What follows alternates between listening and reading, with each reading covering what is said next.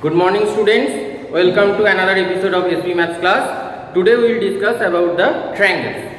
Actually we have started the properties of the triangles and other parts of the triangles.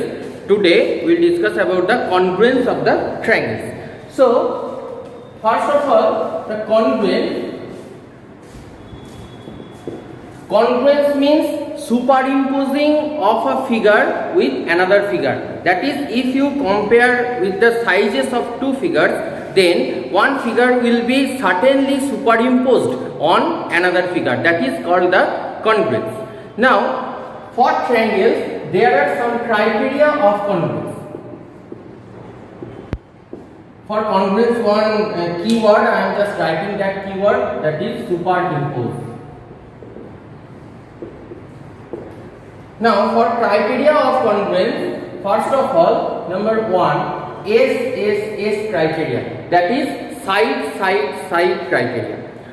For two triangles, if we can prove, that is three sides are equal with another triangle.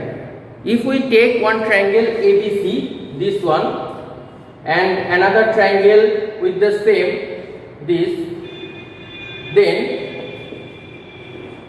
this is PQR. Then if we can say, that is AB equals to PQ, AC equals to PR and BC equals to QR, then we can say that those two triangles, triangle ABC and triangle PQR, are congruent to each other and with the criteria SSS criteria. The notation of the congruence is this one equal to sign and at the top one similarity sign. So here we can write triangle ABC is congruent to triangle PQR with the SSS criteria. Number 2, ASA. A stands for angle, A stands for side, and again the angle. That means from the figure only or from the short form only, we can say that is two angles will be equal and in between one side is there, that will be also equal. What will be? If those are two triangles, triangle ABC and triangle PQR, this is ABC, this is PQR. Now, if we can say that is this angle is equals to this angle and this angle is equals to this angle. That means if we can say that is angle ABC is equals to angle PQR and angle ACB is equals to angle PRQ.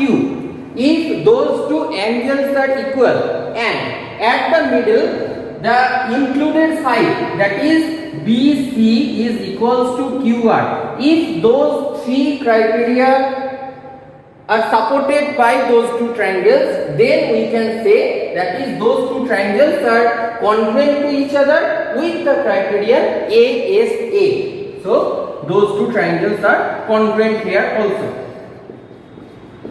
Number 3, SAS.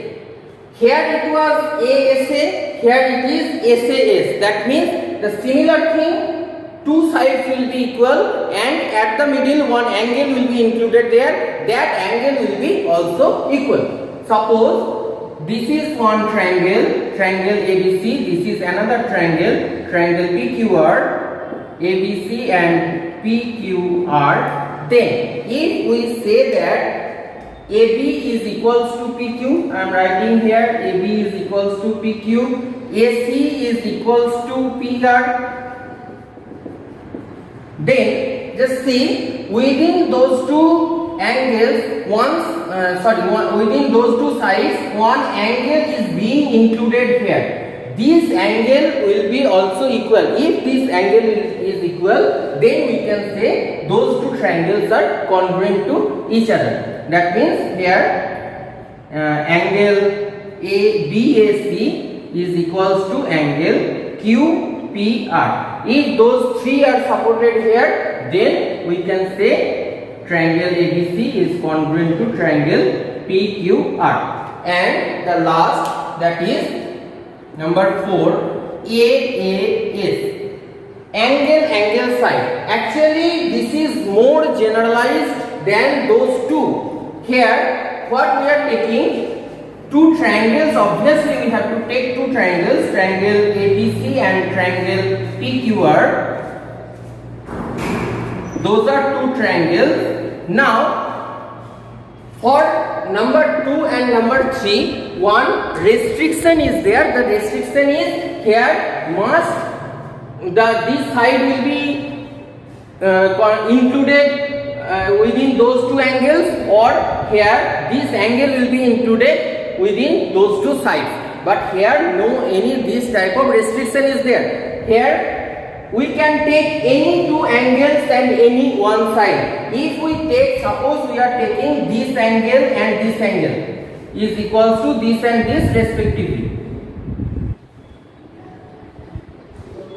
If angle ABC is equals to angle PQR, angle ACB is equals to angle PRQ. If those two angles are equal, just see, if we follow the number 2, here we must have to take those two sides because we have to take the included one. But here we will take this side. If we take this side, that doesn't mean that we can take. Actually, if those two sides are equal, that is, if AC is equals to PR, if it happens, then also those two triangles will be congruent to each other. So here also triangle ABC will be congruent to triangle PQR. Actually, for doing the sums, we generally use this one and this one because those are more generalized properties. So those are the 4 congruence criteria. Now those are for any type of triangles. But for the right angle triangle, one special criteria is there, that is the RHS congruent property. I am writing here the RHS congruent property, that is RHS, that is, if two right angle triangles are there, here only this property will be used for the right angle triangle, not any other triangle. So for those two triangles, this is R stands for the right angle, H stands for the hypotenuse, and A stands for the any of the sides. So here right angle will be always equal. All the right angles in the universe is of 90 degree. There are no any other things, controversy is there. So obviously if we name those ABC and PQR, then this right angle is equals to this one. So angle ABC is equals to angle PQR. Now if this hypotenuse is equals to this one, that is AC is equals to PR. Now another side, generally we take this side here. So BC is equals to QR.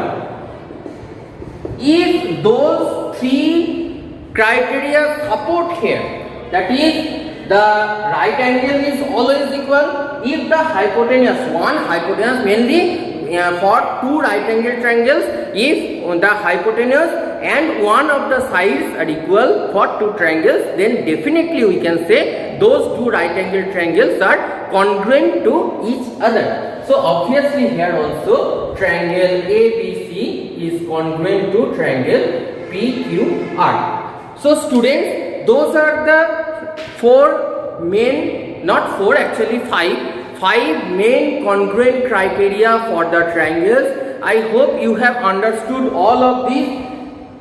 You have to use those criteria to do the sums. There are lots of applications, we will do gradually one by one. So students, today up to this.